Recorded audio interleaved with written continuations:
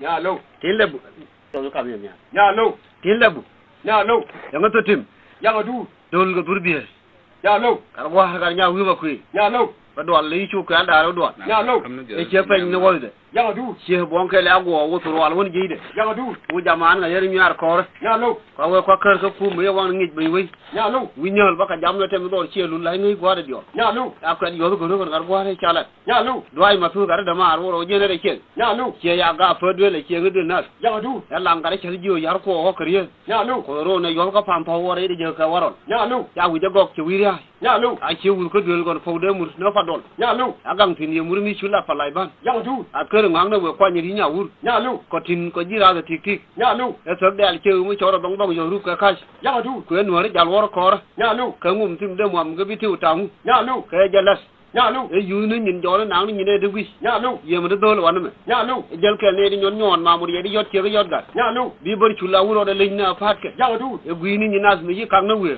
ya lo e wa mu me te di ne ya so ba ga yir cha ya du jal yok jal dik dik ke gar bi ko ne da ya du e la ngo chor mi dul wo lo yere mu ya lo e ki ka ye to na ro ye ya yo lo te wure kar kar ga de cham no ma chot ya lo mi la wo yo bi lu bi ya du biti u change wo bal kweli ya lo kam ya ga jero ye di ro ne te mai kele ya lo yi ku mu chon ne kai te ye ga nyen yal gal wa na ba ya lo ka ga na mar de la ne da kon ya du jal go ne andar king go ne la hu ya lo tan tero mo yu ko ji yo ne ya lo yi tai tinga bol ye do fin gar ngeling ak de mi ya du number 1 men nyegri ya lo number 2 karam nya do me nya ya lo number 3 di ol buru ya ya lo number 4 ga fi gal wa no won bul ya du number 5 de nya go ala bu ma kai ko ya lo number 6 ke nya ni ya du kuna ko mu jol ko bo ye ro na ta tier shot bur ya lo e ko do gar gar go ka dang dang na fa ya du wa yen yen ti lo wa bi ji ro ti ti jo re di ya lo churuk de ale me yil le wa no ngoto no kun chinen ya du ko e lim na man mi agunu ke chwale ne nya ka ya lo lar fal jole ma get kam jalam no ken jinuf ya lo ya ko ra ye dom na ko gar gwa re dudu ya lo ya na me go kon jinuf ko ma chakel mi te te ya du ke kum da boy me le no ne ti to biel to ya du ko ne ta bu ja ge go chodun ko ne ye chu krito ya lo ngu go ye ke bitu wala bul ya lo yi ku mu cha fin ye ke bi go mo li ru bu wol nya ko no ya lo ko ga ni ji ko ka da bul de bul da ka da fayro to te ya lo lang lam no but ko jibiti u bang no ba we ye gis ya lo ko wol way kan ngada bol ma ya ne jawd ya du awa ma te di ne ya gel ma bahali li ya du ya ko lat je na pel go ne wodar galu wa ngoni ye mi ku mi da ra bul ya du ya ngande mo ngayen wor bo diu ti ya jiu yen moti ya lo lo da bin mi te na gam ya ra ngui to ya du na ne da bin le ba dak mi na jiu kan ko ya du ko yom de al mi che wu je na tori ye wi ya jak le ya lo ya mur bol go na lu gilla no ke ti je ko no re ya lo de go ne nya dar nyal ko ne ye du ya mar polo do ya du ya ba tin ku ba ga du nya ko ye yi yang tin man ti bolo mo ko ru lo ful ya lo na dor kan ne da bo mo ti ya le nya ya lo ti lo ke ye che lo ara de ya lo de nga long na fang ma da ne ngin bur ma de lim de ya du tenge le jon nya pie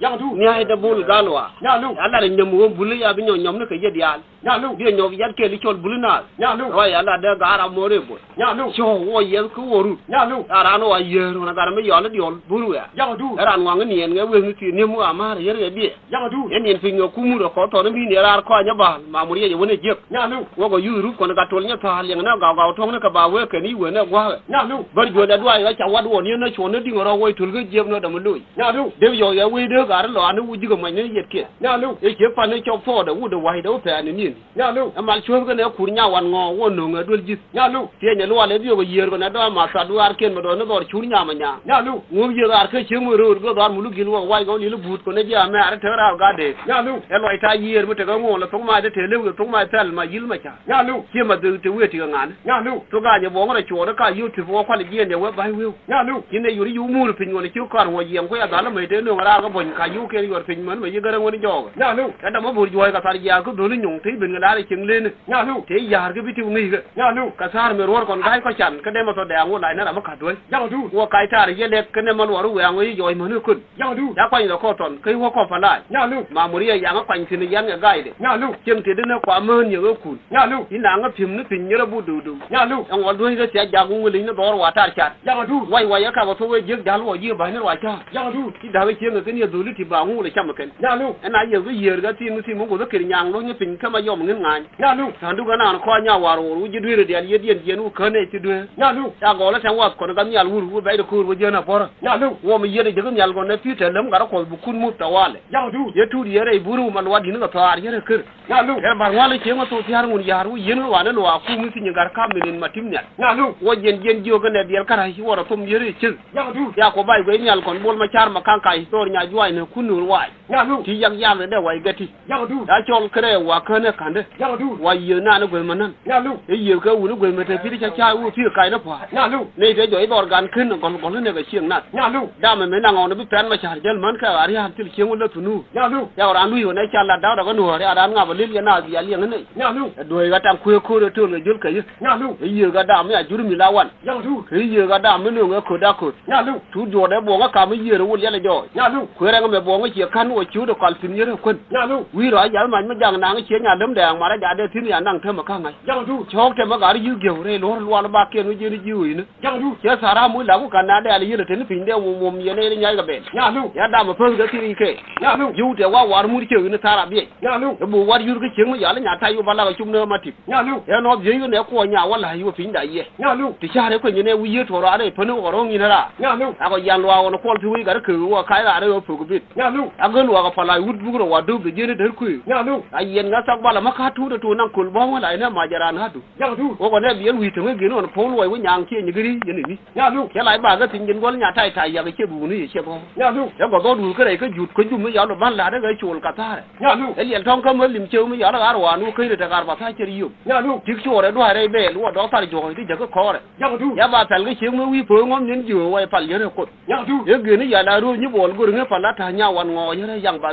Ya lu. ye mur den ga de bun che me wang bi lu yu ga yo re mu de chot pin Ya lu. ne de le nyoru kon ga ku le mar kwa yi be ko bi ji ko ro wi Ya lu. tut po re bi ko yer ko ne man ye gri yu re ga je ni ji ngai ko mu Ya lu. ta ko man ko go chan ko ju ba nu be ko ne jon tu ra po mur ke me yo ma tai kwe ga nyin ko da ba ka la lu Ya lu. lu Ya du. yang du Ya lu. ke chule ma ta ka bo mo Ya du. ro le ngwa ngo fa ga du ye da ko yo Ya lu. ngwa mi ju deng mi ya le nya nut do de ngeng thai ne na ga ba kel bu yin chi ba gun nya mo nyu no Ya lu. ora ku era ko nge cha u ye re yang Ya lu. nyam te me ya ka cha bo mo ne ja do la no ku Ya du. deng de da fa do ngo yin ji ngo sa ra ke ye ra ta Ya lu. bo ngo che ko ma ba ro do ye log ya man ko ne ya go ye ru ba Ya lu. do ye wur mu di de tang la ngo wo ro de de Ya lu. wang ta da do hay kam ya di wu ga da lu lu pa le nya rom ne Ya lu. al yel yob ko ne bi te ru mo yob ko le lo mu Ya lu. do hay deng li ai ne ma gi to hu da wa ne ka bu Ya du. do hay nya wai ga tang ni mu no ne do bo ja ma te de mo je bai de nya wai Ya lu. tu man chua ne ke ja go ru ma lu mu je ne do jo ga da wi Ya lu. do hay nya kong ja wo ta de te de do Ya lu. do hay nya do lo jo bu ga fa ba hu ni go ta pa tu Ya lu. di go nya twang ye le tu ga ja ga ru ti lo wa ke do chu mo ne do bu ka ke Ya lu. ye tu de mo da ka li bu ya yen pin ye yang Ya lu. su nu de ta ma ke de ngu wa ne ko do je ne ku gur Ya lu. ya yere a de ga ta le mat ga da ma re ba ke yi gu